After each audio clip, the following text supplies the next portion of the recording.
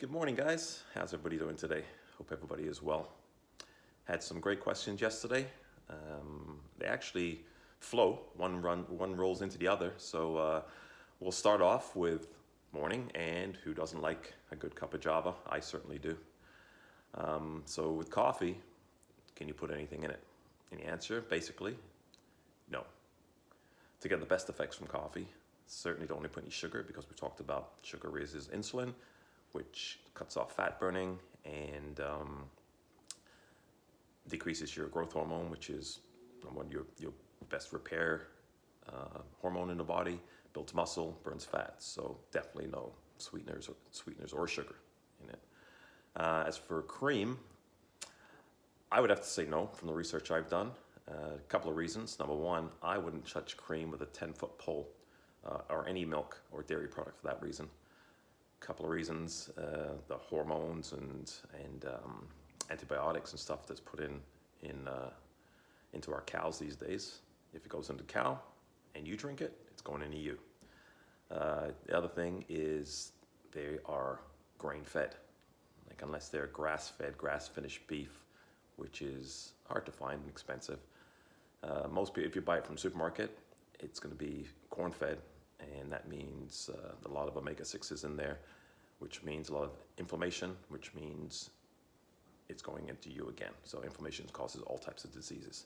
Again, we'll get into that in more depth later, but rule of thumb, black coffee for the best bang for your buck. Next question was about, we're always talking, well, I'm talking right now about weight loss and body composition, which most people are looking for in January. What about performance? My good friend Johnny said, what if we don't want to lose fat? We're not interested in that. We just want to have a better performance. Do you still not eat until after you work out? The answer to that, again, is I don't eat. Do you need to fuel up with clean carbs? Number one, what are clean carbs? I love it when I go into gyms and I'm like, I eat clean, and they're eating chicken, which is not clean, and whatever else these bodybuilders put in their food. So you got to define clean. You got to define carbs. But basically, I can tell you from my own personal experience, like I said, I've been doing this for years. And I know I'd love to talk about intermittent fasting and what that does for the body.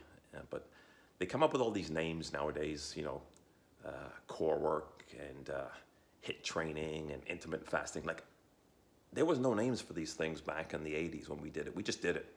And I did it because it just felt right. I experimented with a bunch of different ways of training and competition, and those things worked for me. Everybody's different. You got to find your own path. But I'm just going to give you, the type of things that I've done the research on, the science, 30 years down the road of why it worked and why people are implementing it in this day and age. So I still say for performance, it's best to not eat. Now, in saying that, if you're working out at 6 p.m., it's hard to go all day. Not for me, it's not, but for mortals like yourselves, it's hard to go all day without eating. But here's one for you, Johnny. I said in Barcelona, it was 9:20 p.m. at night. I'd gone 2 or 3 days already without any food, only coffee, and I seem to perform okay. Most people, when they're working out, don't perform at that level. And still, after a certain time, you're not burning carbs anymore because they go very fast.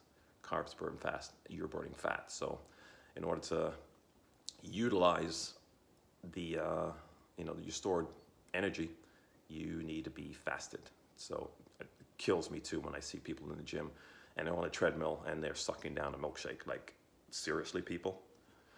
Anyway, the next question was, what time do you stop eating? So we talked about not eating before workouts, but what about after? So again, this is a timing thing. Everybody's got a busy life. You got families, you got jobs, things like that. I don't, but anyway. The best time to stop eating is 3 or 4 hours before bed. Has a profound effect on your sleep, and your sleep has a profound effect on your next day. So if you want to have the energy, if you want to have the repair from all the workouts you've just been doing, you need to have a good night's sleep. You need to get, 2 hours of deep sleep and, you know, at least an hour, maybe an hour and a half of REM sleep. Another area that I'm really interested in, I've been doing a lot of research in lately. I think it's overlooked, super important. All of these aspects we'll get into as we go. So Charlotta, 3 to 4 hours before bed is the best time to cut off your eating. And your second question was, what about those sugar cravings? Everybody seems to get them after dinner when you're sitting down watching TV or whatever you're doing. That is because your body is not burning fuels properly. You're getting that insulin spike and dip. So when your insulin goes down, your body craves sugar. Your insulin goes up and down because you're eating processed foods and refined sugars. So you have to make that switch. You have to get away from eating the processed foods and refined sugars, getting into eating more fats so your insulin is more balanced, and then you don't get those cravings because you don't get those dips. So again, we'll get into that in more detail, but it's getting more and more complicated now. So I'm gonna have to find another way to do this because these videos are just gonna get way too long. So thanks for tuning in, and see you tomorrow.